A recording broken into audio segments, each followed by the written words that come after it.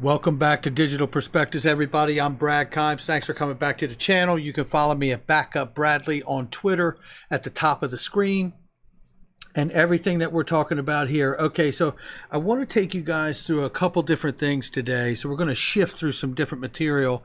Some you've seen again, some you haven't. But again, I think what's important is how we put these pieces of information together to look at a larger narrative or subject or whatever's happened or a point that's taking place.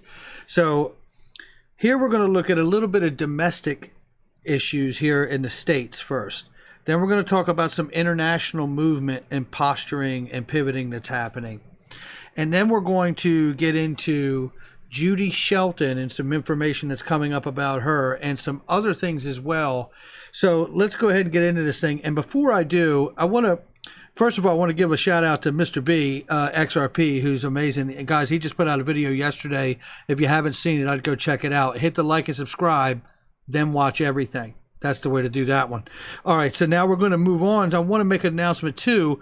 There has been recently a rash of paid advertisements that are happening on our channels, on all crypto channels, the best I can tell.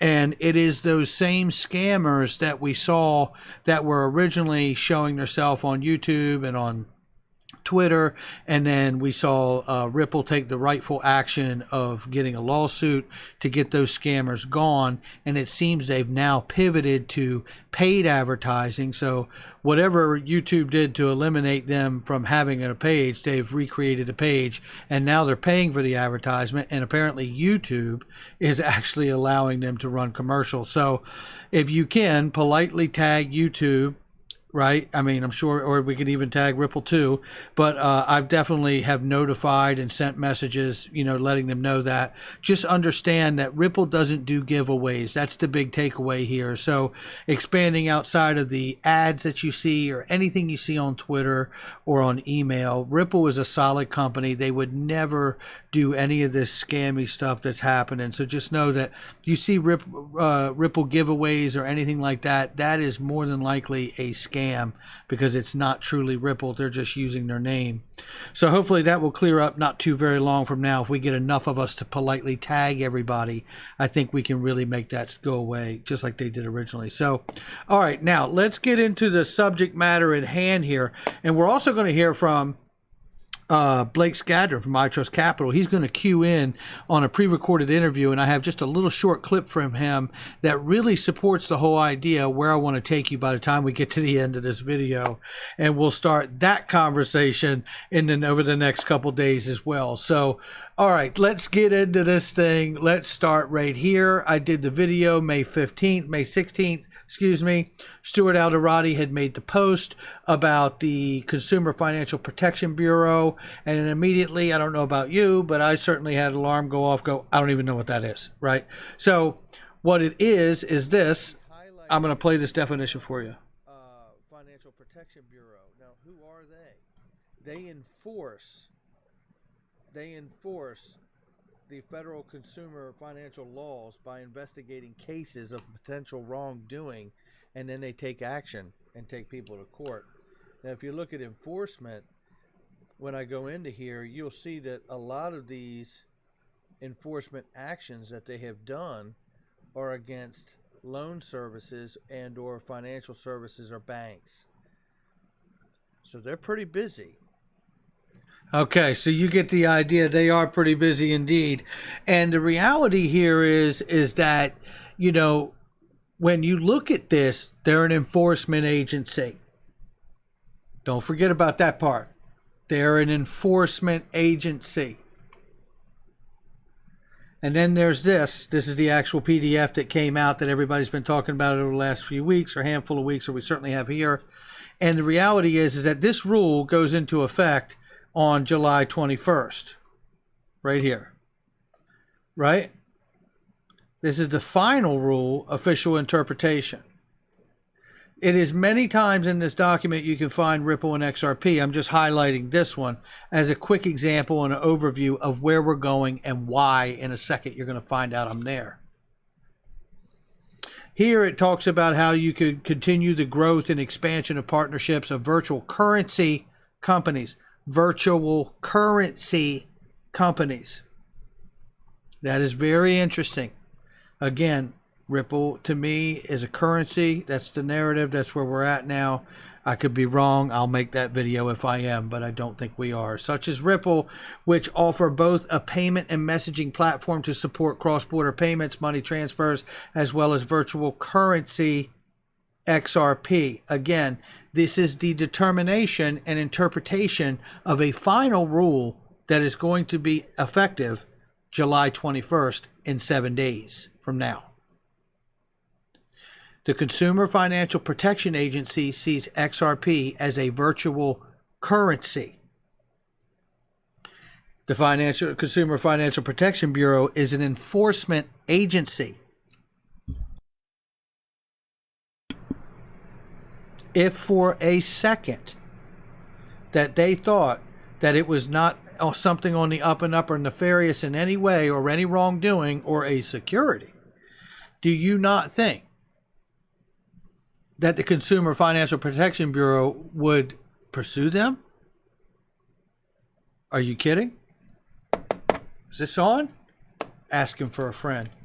All right, so to further drive home that point before we change gears, this is the lawsuit, and it was really beautifully written up here and shared by XRP Arcade. Shout out to Leonidas, does fantastic work. And we'll take a look at this really quickly. So what's important, and this came out on July 10th, and it was the most recent filing of a motion to dismiss. This does not mean that it will be dismissed. It is a motion they filed to dismiss. They haven't had it happen yet. It goes to, it will be heard on August 27th. We'll take a look at that at the bottom. But the reality here, what I want to point out to you is, to further strengthen the point that I'm making to you, is that inside of this filing of motion to dismiss, are you able to see that? Ripple also filed 4 documents for judicial notice by the court.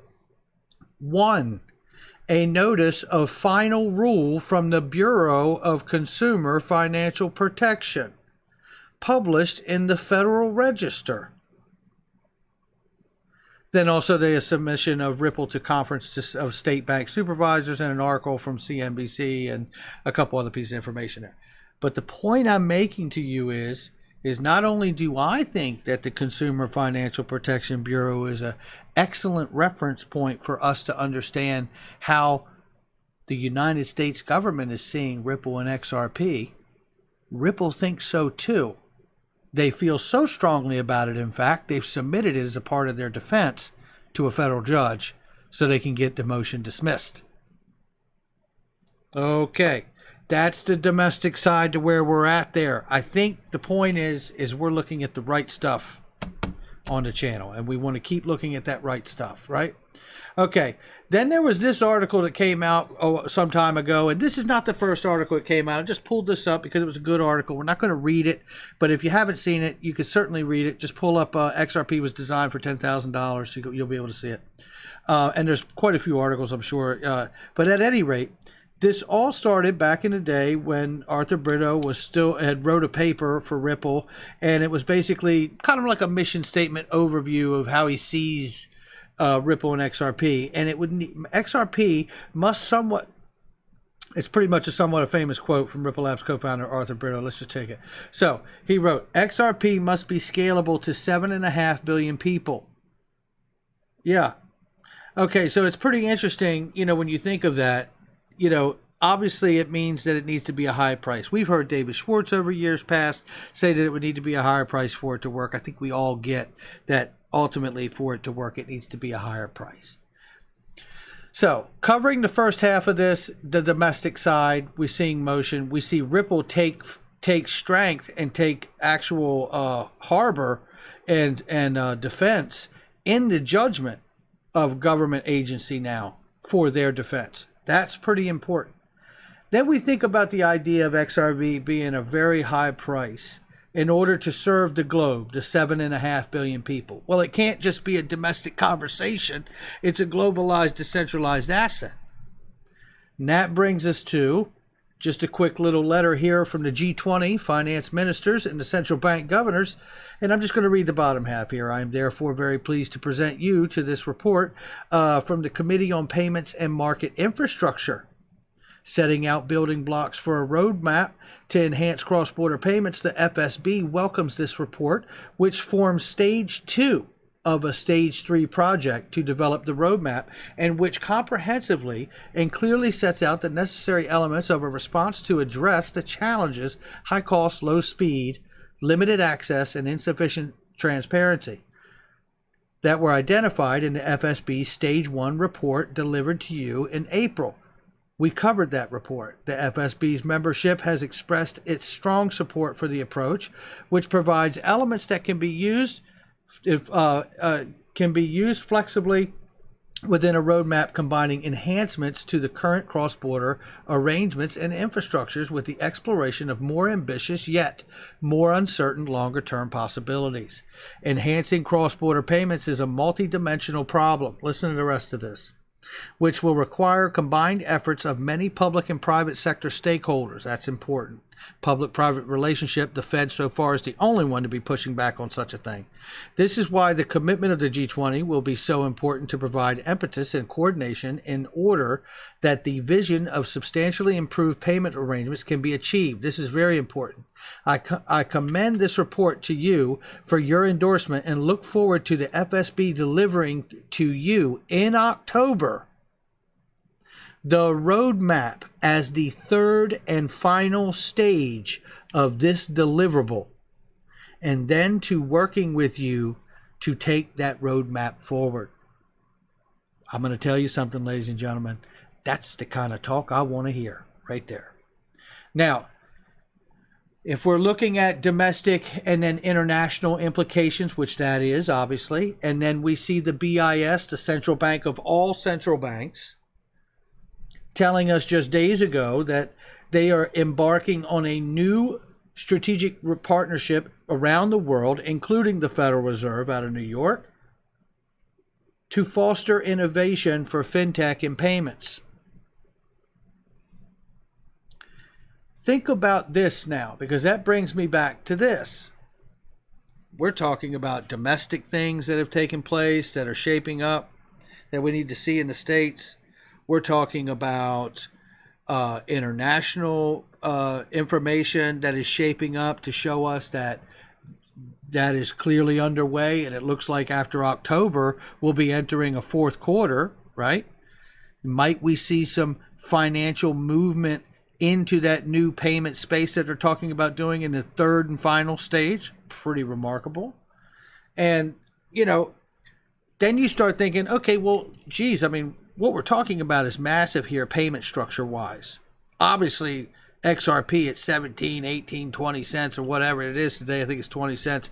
It can't support the liquidity for the globe. And what we're talking about here is a payment system for the globe.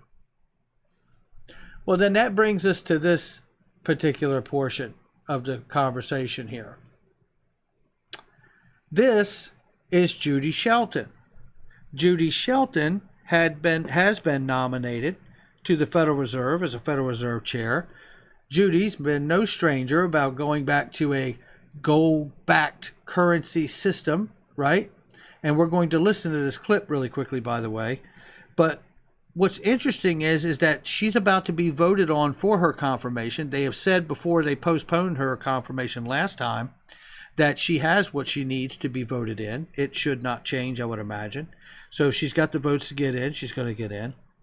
The 21st is also not the day that she gets her vote, but also the day that the Consumer Financial Protection Bureau rule goes effective. I just find that to be interesting on both days that happens. Now, with that being said, let's listen to her clip and her vision about what she talks about here. Would returning to gold standard help the U.S. economy? Can you talk a little about your thoughts on that? Well, I would say I don't see it so much as returning, but more of a back to the future. Okay. I think that what a gold standard stands for is monetary discipline for its own sake. That is, if money is supposed to be a unit of account, and a reliable measure and a dependable store of value, it really shouldn't be subject to who's the chairman of the Federal Reserve. And I think that money needs to be stable and provide the foundation for productive economic growth. And when money is just a variable that financial markets toss around, or it's part of a derivatives formula, or it's part of someone speculating on currencies, it's not serving the private sector in the sense of providing that reliable unit of account so you can make plans. And under a gold standard, you did have that stability, and I think that's what's missing. And so I like the idea of a gold standard. I mean, it could be used in a very cryptocurrency way. The point is, do you have a unified money system so that when you talk about the international marketplace, everyone is playing on a level monetary playing field? Wow. I mean, that never gets old hearing that. But that sets the tone of who's getting ready to be voted on into the Fed. And like I said, before they postponed her last confirmation vote, they said that she had the votes to get in. So that should go through. She should get elected to the chair position in the Fed. And obviously there's 12 seats to that. But I think it's going to be pretty interesting to have someone with that kind of perspective in one of those seats. Now, with that being said, that takes us to why gold? Gold didn't work in the 60s. They came off of the standard in the 60s. Well, Cryptopolis and I have talked about this extensively, and gold in the 60s, they came off the gold standard for a couple of reasons. One, it inhibited the Fed being able to print endlessly, right? And two, the gold in that particular system, the way it was structured, was redeemable, physically redeemable, excuse me. And that posed a problem as well. So might those elements change a little bit? We don't know, right? This gets quite interesting. However, again, if we're talking about the domestic moves that I showed you, we talked about the international intentions and moves to a digital payment system. We talk about a vote for Judy Shelton coming through to the Fed, where she believes in things being done where you can level the monetary playing field by going back to a gold cryptocurrency way with a system, a back to the future kind of a setup. Might involve a neutral reference point asset that may need to be a very, very high number, like $10,000 to serve 7.5 billion people, like Arthur Brito talked about, right? The reality is here is that you come down to the question, it's like, why gold? Gold has been money, it's been value forever, right?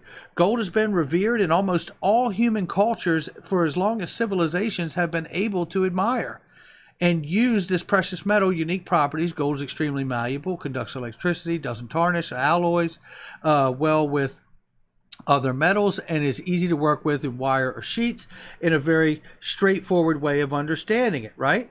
Well, here, investment-wise and financially speaking, we get an excellent definition of why gold and why now with Blake Skadron from I Trust Capital. I want you to listen to this couple-minute exchange here from Blake of what he talks about why you're better to have your money vested in gold and not cash, because what happens with inflation and the impact. So just listen to this right here, this 3 minutes. So when it comes to gold and crypto, why now? I mean, money's a beautiful thing, but let's talk a little bit honestly about the rubber meets the road with inflation. Sure. And what it means to just have cash in a bank over time. Talk to me about this. Well, cash is a means of an exchange. For now, we're using dollars to buy things and pay our bills, but long-term, the dollar, any fiat currency is never a good place to be long-term, because it is the role of the Federal Reserve to create inflation. They do not want a strong dollar. They want a weaker dollar. And politicians want a weaker dollar. They, quite frankly, many are licking their chops right now with what's going on, because we're in a position where they don't even have to fight for it. They're going to print trillions and trillions of dollars to keep the whole system afloat as best they can. And they get to, sneak in all their little pet projects that they want to get funding for. But when you have a central bank that is allowed to print money or currency at will, it's inevitably going to cause inflation. The more they create, and at the same time, when interest rates are where they're at, which is essentially zero, there is no possible way the value of the dollar long-term goes up. Well, what does that mean to investors, especially, more middle investors? Well, that means that you better not be sitting in too much cash for too long, because by design, this thing is going down. The question is just at what rate. Many people know this. Inflation is really just a tax. It's a sneakier tax, because let's say hypothetically an investor has $100,000 sitting in their bank account. They don't touch it. Well, right now they're earning no interest, right? Nothing, maybe a fraction of a fraction. But over a 5 or 10 year period, they'll still have their 100,000, but it will not spend like 100,000. It's going to spend like 75,000, and then 50, and then 25. And so that is why you don't want to be in that position. And that's why gold historically, thousands of years, it's called a hedge. It's called insurance, because in the long run, not day to day, it can have volatility, but in the long run, gold will continue to go up as the value of the dollar, in this case, is going to continue to go down. So it's really not a way for people to make a ton of wealth. It's a way for them to protect the purchasing power. That's a key point, and what he's talking about there. And obviously, we had a great conversation. And I'll play you other clips of this interview as we continue throughout the week. Really great stuff from Blake there. Very good stuff from Blake. And matter of fact, I just wanted to share that because this is the impact of the fiat money and the problem we're dealing with, to begin with, right? Is the loss of confidence and the loss of value in fiat money and the constant devaluing that is taking place against country to country globally. So when you look at what we're hearing here from Judy Shelton and the idea of going to a unified money system that could be done in a back to the future gold cryptocurrency way, I started saying to myself, hey, when we look at the domestic things that are taking place, the international movement that's positioning, all of this is based around the financial system first, right? And it makes sense. That's exactly where Ripple has put itself to win. It has put itself in that position to win, whether it's all the way back to the Federal Reserve Faster Payments Task Force to right up to today, 300 plus partnerships on RippleNet, and knowing full well that they are looking to chase down Swift and everything that they're doing, plus all of the rest of the sectors of the world. When you look at derivatives, commodities, everything that you can imagine that can be settled, XRP is designed to do it. It is the universal ledger. So then I start saying to myself, okay, all right, we're looking at the regulation shifts. We're looking at the international domestic side. We're seeing this talk about a gold cryptocurrency way. Then I start thinking to myself, if you're going to have a ledger, right, and it's going to be the universal ledger for the world to handle all the money,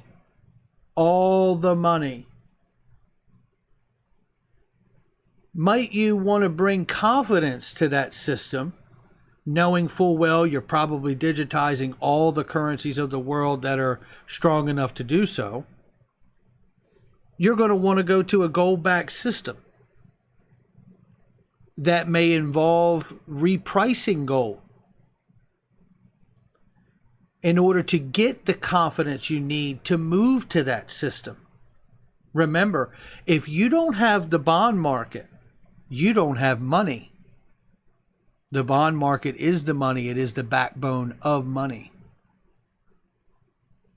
So when you want to move, and look, we all understand how this works, right? The Swiss franc for the Mexican pesos, XRP makes it happen, right? We all get it. Commodities, you name it. If it's been tokenized, is an asset of value, it can be exchanged on the ledger. Again, in order to handle all the money from all these different areas with payments, remittance, right, bank settlement, you name it, doesn't matter. The reality is this is about the ledger. This is about using a brand new highway, a brand new set of protocols. And maybe, just maybe, we need somebody like Judy Shelton in here to help us design a gold back to the future currency, cryptocurrency way to be able to bring the confidence to get everyone on board onto this system, and then use a token like XRP as a neutral reference point to sit between all things of value. And potentially, because the system may be backed by gold, not pegged, but backed by gold, that would be just the confidence we need to drive everybody in a real strong way to use this new system.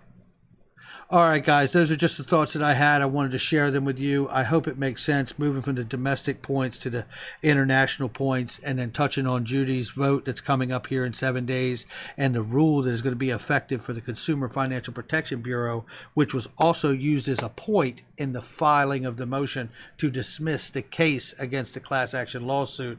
It's all the money. And by the way, XRP, it's money too. All right, guys, hit the like and subscribe. I'll catch you on the next one. Take care.